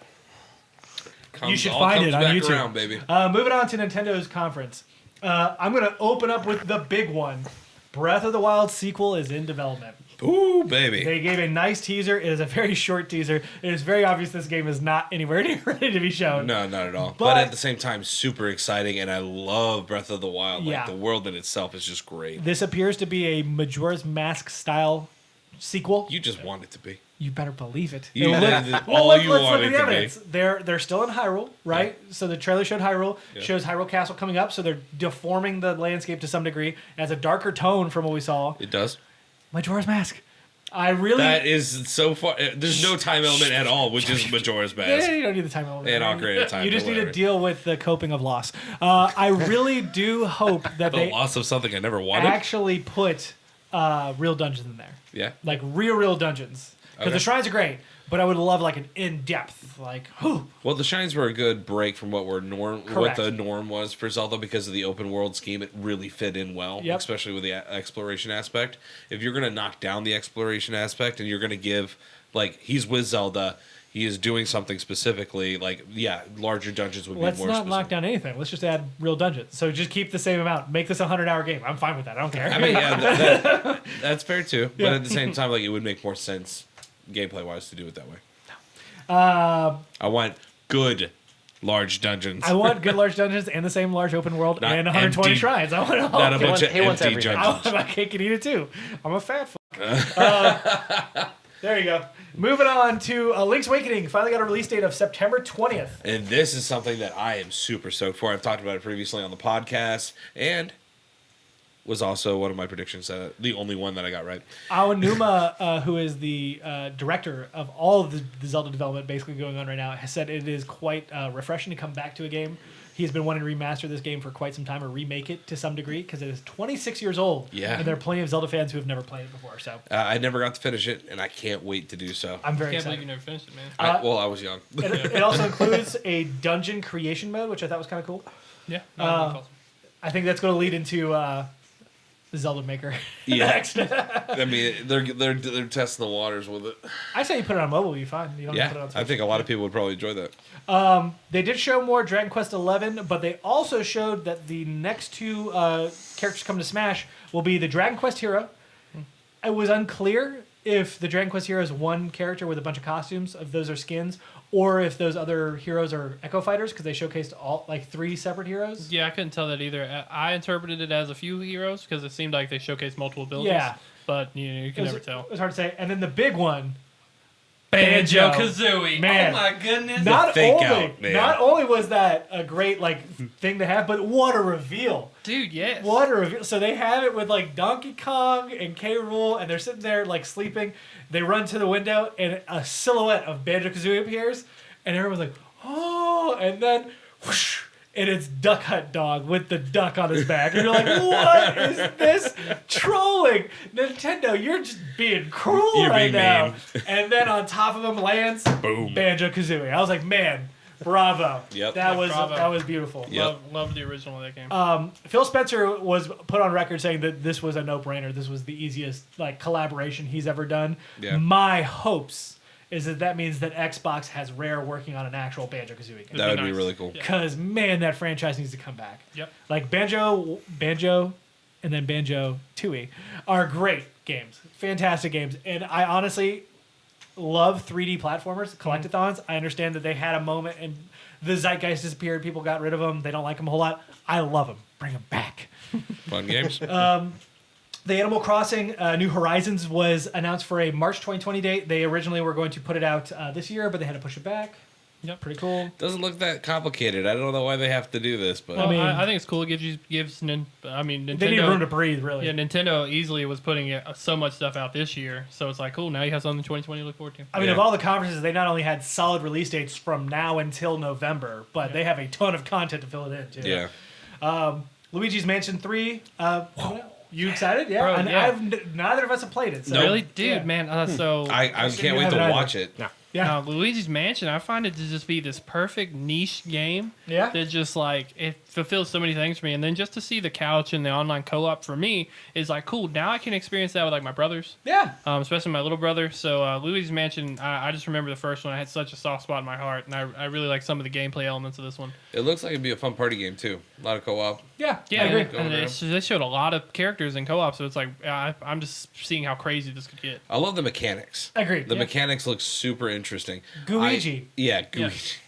The I want to see the older ones as well. I'm gonna probably watch some Twitch Okay. cast and see what the older ones look like before this comes up. Yeah, I mean, if you get a chance, obviously no one like has a GameCube sitting around anymore, but that's where I played the first Luigi's Mansion.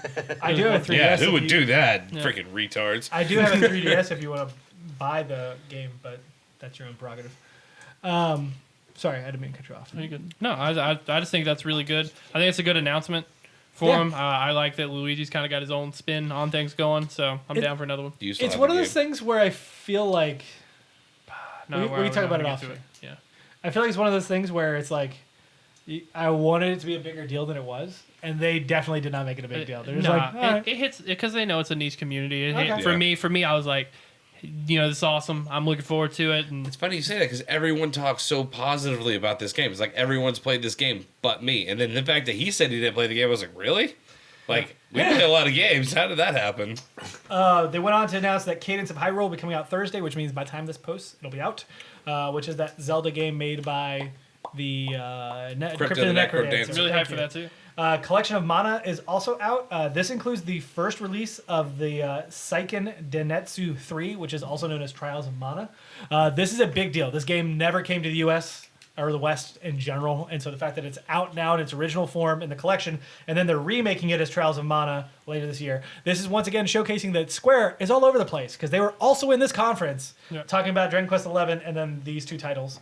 Astral Chain coming out in August looks incredible. Hot. Platinum Games does such a phenomenal job. I just beat Nier Automata thanks to our friend here at the table. They're very Wonderful. skilled. They are like they Set put of out people. even when they like create games in franchise, like they're still usually fairly good games. Like that Transformers game they made was Yeah. really well done. Yeah. Witcher 3 coming to the Switch with all DLC, which is the only way I'll ever play that game. Dude, it's such a curveball for me. I'm like, Really? I'm impressed that The Witcher can even run on the Switch, honestly. I mean, it's not gonna look good. Let's be honest, yeah. Well, that's the thing. Having known, I guess, like what The Witcher was all based on, like having the plot Yeah. lines changing based on who was actually alive or dead, and plus the graphic fidelity. The graphic fidelity went down for sure. Like it had to. Like That was a surprise for me, honestly. This But reminds that's me of the whole like we're gonna put Borderlands 2 on the Vita. No More Heroes 3 coming in 2020. Great. That looked interesting. Like I don't even know what to think about that game. Travis touched down such a like a unique perspective, and like that game came out during the Wii generation with the motion controls, when it Yeah. was very specific, and without all that, I have no idea what that title's gonna be. Yeah. Interesting to see. Resident Evil 5 and 6 were announced in a weird And freaking. classic. No, that was already out. Classic 0 and 4 are already out. Well, I think they showed classic. They showed the Yeah. gameplay for Classic because the trailer was dumb. So it showed two people walk into a haunted house. They have a Switch. They're playing the remake of the original game Yeah. on Switch, and then it cuts to gameplay of 5 and 6, saying that 5 and 6 are coming to the Switch, and then it cuts to a final screen where it says 5 and 6 coming soon, available now, 0, 1, and 4. It's weird. Whatever. Yeah. Don't know what I to thought tell. that was the weirdest segment of that. I agree. Yeah. I love the way she was holding the controller, and I was just like, oh. And then really, the only other big one I want to talk about, well, I guess I want to mention Daemon X Machina because it's releasing September 13th. Yeah. Cannibalizing their own sales here. Daemon Yeah. X Machina is the 13th. We have Dragon Quest 11's coming September 27th to Switch, and then we have Link's Awakening on the 20th. Like that's 3 titles in September. And And- Link's Awakening wins it for me. Absolutely. Yeah. Yeah. There's Well, I no mean, at the same thing- time, Daemon X Machina is filling a different set of shoes. I mean, fair. yeah, but I feel like if you're trying to differentiate, especially since that's a Switch exclusive, Yeah. give it room to breathe. Put it in August, for the love of God. Yeah, I'm about to say. I mean, there seems to be a lot of room to play with this year. So Yeah. why not? And people will buy whatever they want Yeah, to. I know. And then the other one is really a Panzer Dragoon. So this is like a cult classic game from the Sega Saturn coming back on the Switch as a remaster. It seems to be exclusive to the Switch as well, which was really odd. Yeah. But that is all for the Nintendo conference, and that is all for E3. So I think we should go over, what's your favorite? This is all part of the ending. I guess we can. I'm not gonna do last call because this is really part of our conversation, but this is the end of our show as well. Yeah. but that was the end of. The important important. There we go. Oh, That was got good. me. Are you even on this show? I guess not anymore. Well, if we're doing that, let's just go ahead and do last call. Last call. You don't have to go home, but you can't stay here. I have no shout outs because we're just going to go straight to the question of the week, which is what was your favorite part of E3? You want to rank them? You can do whatever you want. I am totally down for whatever format you are comfortable with. Mine's easy. I can get hype again. All right, let's do this again. Microsoft Flight Simulator. Let's go. no, I'm just kidding. Actually, so that one sits actually at a firm number 2, like just second only to Watchdog Legion. Okay. 100%. I'm excited for that. Like Awesome. having played the original one, and I enjoyed the original one. As much as reviews said it was awful, I did enjoy like the mechanic of that, and that's Yeah. the first time I had played an RPG like that of just walking around and doing stuff and blowing things up and doing things with tech Yeah. and stealth and everything. Like I enjoyed it. I actually Oh, yeah. enjoyed the open My world. favorite part of that was Mark's like, yeah, Microsoft firm number 2, got number 1 conference, Watch Dogs. Where's Ubisoft rank for you? I have to agree with you. I'm gonna put it in the words of my most anticipated like AAA game is definitely gonna be Watch Dogs Legion. It's don't get me wrong, Link's Awakening is on my list of things to do, but when it comes to something big and something I think that is going to be really different, I think Watch Dogs is going to win that. Going down to a little bit more of like the indie set, 12 Minutes and Way to the Woods has actually got a lot of my attention. Agreed. It made me feel something about playing video games that I haven't felt in a while, and I really want to feel that again. Makes you feel some kind of way. Yeah, Bubba. Come on, Tumbleweed. I really don't want to answer this question because I'm not a fan of any conference overall. So we don't have to talk about a conference specifically. Like I know you're talking about earlier any rating them. piece I don't think game, we necessarily anything. need to rate Yeah, them because this was a week. We can all agree it was a week E3. I mean, honestly, we could all say it. PlayStation 1. I mean, PlayStation won without having to be there by Yeah. simply not being there. Yeah. Like, Yeah. They saved themselves the effort. There's a ton of announcements exclusive to them. Microsoft had announcements that were seemingly exclusive to them, like the Minecraft dungeon thing. I was like, cool, it's totally just going to be an Xbox One. No, it's coming to Switch and PS4. Yeah. Like, PlayStation started tweeting out about it the second they announced it there. I was like, what? Like, they Yeah. did not need to be It- there, and they it's still one of have a those bunch of PR. Yep. one of those things where like one of the best conferences that was held there was by Epic, and it wasn't even televised. Epic just was putting on an amazing show there for their Fortnite stuff that's got going on. And I just think that every single one of these developers, except for EA, because EA will never win anything in my mind, had the chance to steal, the show, and it's just like- SmackDown. And it's just like all of you Kill joked about me, Microsoft. You gave us Scarlet, you gave us no details. You gave us Halo, you gave us no details. You gave us Gears, you gave us no details. Yeah. Ubisoft, I thought Ubisoft overall did really well, but it was weak. Square Enix, the conference I easily was most hyped for. It was like jumping off a cliff. It's like, here you are, you're great, you're Final Fantasy VII. Everything else let down. So tell me, what are you going to pick? Wow, he really hated What Final would- Fantasy VIII. I'm about to say, yeah. Are It you going to Resident pick Evil Final 3 Fantasy 8 or Final Fantasy 14? It's just one of those things. Final Fantasy 14 we've known about for a while. Yeah. Final Fantasy 8 huge, but that's like it's kind of like I'll say It's a here, slide. and I'm like, I'll say here, a slide more here. because you start at the top and you're slowly going down to the ground. And if I got to pick one, man, I mean, if I pick a favorite, You don't have to, is my I, point. probably Bethesda. No, Okay. make him. This is great watching him go through all this. He's Probably just tearing Bethesda. himself apart. My top games of this conference from Bethesda is going to be Doom, probably Doom and Deathloop. Ubisoft, Watch Dogs. As much as skeptical as I am, it looks too good to not care about. Square Enix, Final Fantasy 7, 8, 14, all that. But then one of the biggest ones for me was from the PC game show. That was Terraria announced another add-on for it. It's like I think it's cool. called the Final Chapter or something Yeah. like that. So I think hopefully they conclude that game and they build to a Terraria 2 or something like that. But then also maybe it's too late because another game's taking its place. Chivalry 2. Oh, is interesting. coming out. Okay. I think that's kind of something they had to do to answer Mordeu, I think is what it's called right now. It's kind of like the new Chivalry that's taken over. Oh, yeah, I know what you're talking about. Yeah, Mordew. Yeah, however you say it. Mordeaux? I need Mordeaux? to add one to mine, and it was one that was on the Kind of Funny Gamecast, and that was Lost Ember.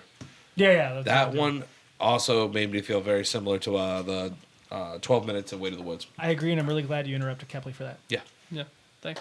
I don't know. How many minutes was that? I just want to say is where this sucks to me because I expected a lot of great things here, and it's like Sony's gone, Square Enix stepped into its spot. Cool, Square Enix, you started off so strong, and Microsoft, you really knew you had no competition here. You should run this show, Yeah. and like nobody delivered. Microsoft could have delivered, Ubisoft could have delivered, and for me, it's a personal thing. Is like there was such a lack of acknowledgement of Stadia to all these developers that are partnered with Stadia, and it's like you kind Except of for Ubisoft, I'd argue. 'Cause Yeah, Ubisoft definitely was pretty upfront with it. Yeah, I mean they mentioned it like twice, and it was that small little blip in the trailers though. So when you were like, "Oh, that's a Stadia supported game." Oh, that one is. Rewind it real fast. Was that one Stadia? But I mean, if you look at how developers handle majority, because they're looking at this as another platform, as if it were Xbox or PlayStation 5. Like that's how they handle that. I mean, I was gonna say they don't really say. Okay, to know what consoles this is actually coming out for, whether it's PC, Xbox, PlayStation, or Switch, like you don't find out until it's like a little blurb at the end. That Yeah. Right, and this. So to me, that's the same principle. Yeah, and this is kind of the hard thing for me in looking at Stadia in the same light with all these other titles is take for example Ghost Recon Wildlands or whatever the new one's called. Breakpoint. I really think that Ghost Recon looks super solid. I'm super excited about it. The problem is I've seen it on Stadia, and I saw the same cutscene not on Stadia, and it looks like it'll be way better on Stadia because I can see all of my AI characters' perspectives and cameras over there, and probably if I can co-op with Mark, I can see his perspective. But you know what? When they were showing it off at the Ubisoft conference, I couldn't see it at all, and you don't even talk about it. And so it's like that extra element there could really advertise your game. Again, first of all, no developer is actually going to say that it runs worse on another console. Like they even in the general console Yeah. generations, they don't do that. Yeah, So why would they do that there? I know. Secondly, I love your hype, but I definitely think you're putting way too much into Stadia. But we will see when it comes out. We will. I definitely doubt it quite a bit. I think that Square Enix has probably put on their best conference they've ever done in quite some time. Now, Look at last year. well, I mean, last year was terrible, but When's the last arguably time they did a conference? 2015, 2016, Yeah, 2016. it's been a while. So they just are never good at conferences. They never have been. So arguably, this is a great format. The way they did it, I really like it. They can flesh it out for sure. They were far from flawless, but it was my favorite conference. One, it was a Brent ass fucking conference because it had a bunch of content for me. Two, it actually delivered on showcasing gameplay. Even when they showed trailers, those trailers had gameplay. It wasn't CGI trailers. And that I am much happier with than just a bunch of CGI trailers saying, here's the concept of the game. I think a lot of trailers really drug on though. I And don't you're like, disagree. Final Fantasy 14, yeah, I'm hyped for it, but you know what? You could have cut that trailer way short. I agree. Elder Dragon Scrolls Quest- Online, oh man, like you made it look Yes. pretty, but like God, that was like 20 minutes of my life. Oh my god, the Elder Scrolls! I was like, could this ever end? Yeah. My most anticipated game is definitely Final Fantasy VII Remake. Yeah. I am very excited for the 3 games you named because those are indie games that really do speak to me. That kind of artistic, creative style. Yeah. I'm definitely hyped for Watch Dogs Legion. Unfortunately, I'll be missing that out for 7 Remake right away. That's good. Yeah. John and I will keep you updated on how great it is. And then, of course, the Switch just has games for me. Like, legitimately, I'm finishing Final Fantasy VI on my Vita, and I'll be on the Switch for the rest of the year. Because it Yeah. just has games. So, Yep. overall, I think it was a weak E3. I am hoping to see more next year when we actually have console announcements and stuff. And Stadia's been on the market for a while, so we actually have a platform to talk about. Yeah. Yeah. Final thoughts? Anybody? Can't wait to play some video games. I know I'm going to go home and play some video games. I'm gonna go right over there and play video games. I'm gonna Yeah. go downstairs and play some video games. There you go. Let us know what your favorite parts of E3 were. What are the worst parts? Do you agree with us? Do you think we're terrible? Should we stop talking? Let us know Probably. on the comments below. If you want to make us a sandwich, you can tell us that too, or maybe just send like little packages. We actually have internships for sandwich makers. Unpaid. Unpaid, yes. But until next time, cheers. cheers. Oh, like, cheers.